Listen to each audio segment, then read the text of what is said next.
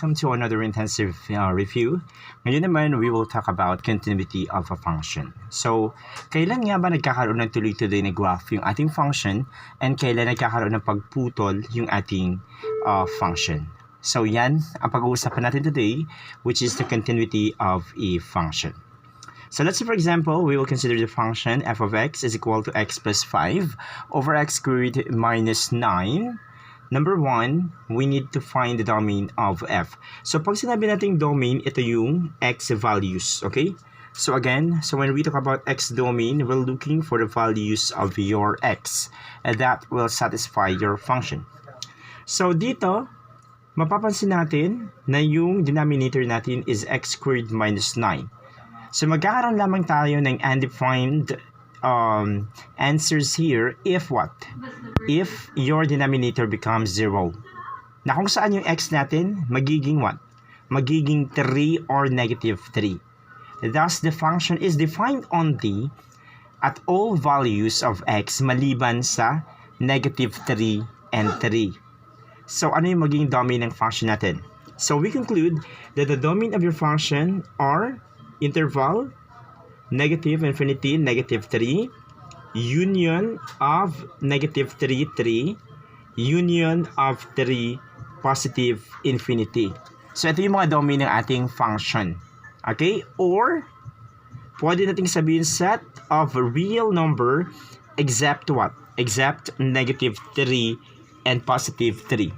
So, yung domain ng ating function, lahat ng real number maliban sa negative 3 and positive 3.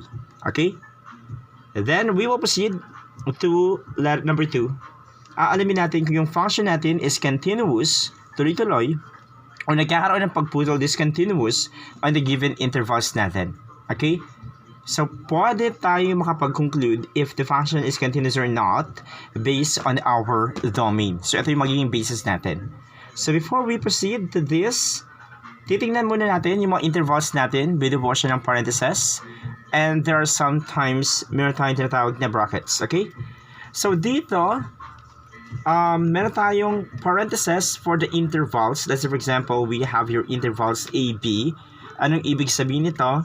And we have also the interval AB using brackets naman. So, anong pinagkaiba? So, pag gagamit tayo ng parentheses, anong ibig sabihin nito? That A and B are not included in the x values. So, ibig sabihin, yung mga part lang or yung mga values in between of A and B are included in the solution. Yun yung purpose ng ating parentheses. Katulad dito kanina, di ba? Sabi natin yung negative 3 and 3 are not part of the solution. So, gagamit tayo ng parentheses. And also, parentheses tells us that the interval is closed and bounded. Okay? So, closed interval ito. Okay? Closed interval. Open interval rather. Okay? Open interval. Ulitin na natin. Parentheses. Open interval. Ang ibig sabihin nito, A and B are not included. Hindi kasama po sa possible solution. Pero, yung mga numbers in between of your and B are included. Okay? So, dako naman tayo dito sa purpose ng brackets. Yung brackets naman natin tells that the interval is closed and bounded naman. Okay? Closed interval naman yung bracket. Anong ibig sabihin nito? Pag gagamit tayo ng bracket, A and B are included na. Kasama na siya sa mga possible solutions. And numbers in between of your A and B.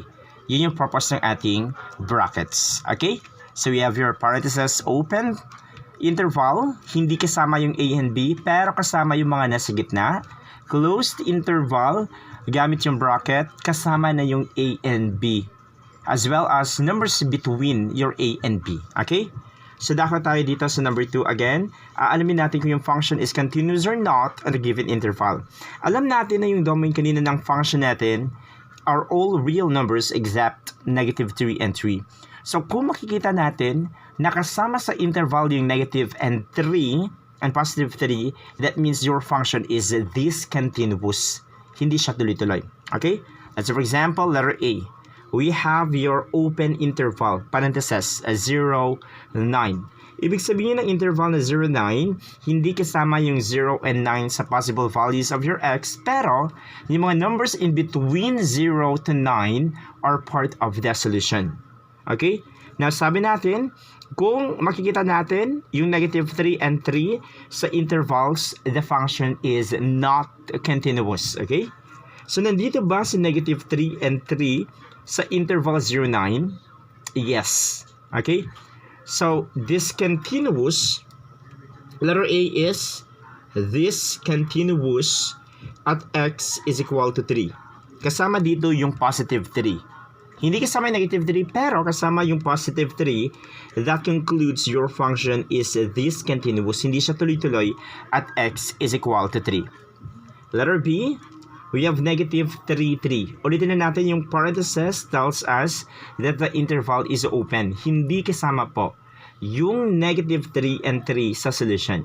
And also take note that the open interval negative 3, 3 is a subset of the domain kanina. Ito siya, of your function. That means the interval or the function is continuous at every number in the open interval negative 3, 3. Kasi hindi naman kasama yung negative 3, 3 sa solution natin. That means your function is continuous at this interval. Tuloy-tuloy naman. Letter C, we have your negative infinity and we have your negative 3. So, sa negative infinity, hindi siya kasama kasi open interval siya. Yung negative 3 naman natin is kasama. Okay, kasama sa magiging solution. Kasi gumamit tayo ng brackets here. So, this is closed interval.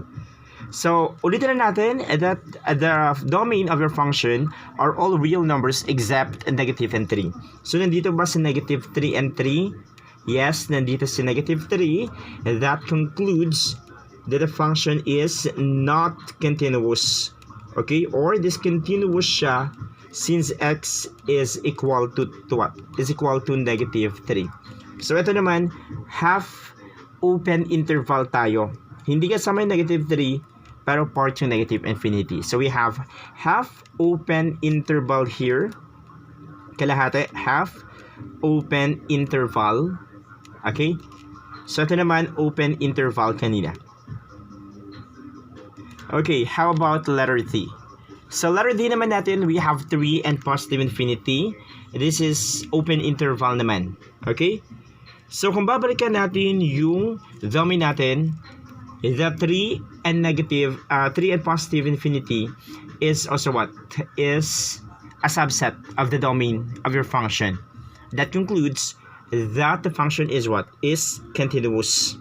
Tuloy-tuloy pa rin yung function natin given this interval kasi hindi kasama yung 3, okay, hindi din kasama yung positive infinity. Numbers in between are part of the solution. Okay, wala dito si 3, wala dito si negative 3. So, continuous yung ating function. Letter E, we have negative 3, hindi kasama yung negative 3, pero kasama yung 3 naman. So, the function is what? Is not continuous. Hindi na tuloy-tuloy yung functions natin. Okay, on the half open interval, bakit? Since x is equal to 3. So this is an example of half open interval. This is an example of half open interval. This is an example of open interval, open interval, open interval. Okay? So, ito na yung sagot ng ating part 2. Let's proceed to another example. So we have given functions. Alamin muna natin yung domain ng functions before we proceed to, so number 2, kung continuous ba or not yung ating intervals. Okay? So, ano kaya yung domain ng functions natin? So, kung mapapansin natin yung denominator is x squared minus 4. So, yung denominator natin is x squared minus 4. Okay, denominator becomes 0 if x is what? If x is equal to negative 2 and positive 2. Tama ba? So, negative 2 and positive 2. So, dito, the function is defined only at all values of x maliban saan? Sa x is equal to positive or negative 2. Okay? Kasi magiging undefined na yung function if your x is equal to negative 2 or positive 2. Therefore, what is the domain of the function? The domain of the functions ay binubuo ng negative infinity, negative 2, union of interval, negative 2, positive 2, union of positive 2 and positive infinity. Okay, so ito yung domain ng ating function, or we can say that the domain of your function is a set of a real number except what? Except negative 2 and positive 2. So ito yung domain natin. Magiging continuous lamang yung function kung yung exponent natin is not equal to negative 2 and 2, otherwise it is discontinuous. So now let's find the function whether it is continuous or not on the given intervals. So letter A, we have your open interval. Open interval kasi gumagamit tayo ng parentheses that concludes that negative 2 and 2 are not part of the solution. Okay? So, kasama ba dito yung negative 2 and 2? Hindi. Then letter A is what? Is continuous. Tuloy-tuloy yung graph natin. So letter A is continuous. How about letter B? So this is an example of closed interval. So bracket na yung ginagamit, that means included na yung negative 2 and 2 sa solution natin. Okay? Since kasama yung negative 2 and 2, the function is what? Is this continuous? Hindi na siya tuloy-tuloy kasi part na yung value ng ng x natin, which is negative 2 and 2. Kasama na yung negative 2 and 2. So hindi na siya tuloy-tuloy. Kasi nga magiging undefined yung function natin kanina. How about letter C? So this is an example of open interval. So negative 2 is negative infinity is not part, as well as negative 2. So nakita natin kanina that this interval is a subset. Di ba? Subset of the domain ng function natin. So this is continuous. Okay? This is continuous kasi hindi part yung negative 2. How about this one? So this is an example of half open interval naman. So negative 2 is part of the solution maliban lang sa negative sa positive infinity. Okay, sabi natin kanina na yung domain natin are all real numbers except negative 2 and 2. Andito ba si 2 and negative 2? Yes. Then the function is not continuous or discontinuous at x is equal to 2. Last letter E, 0 included siya but not the positive infinity. This is an example of half open interval. Andito ba si 2 and negative 2? Okay, si negative 2 hindi siya makikita pero part ng interval yung positive 2. So this is also discontinuous.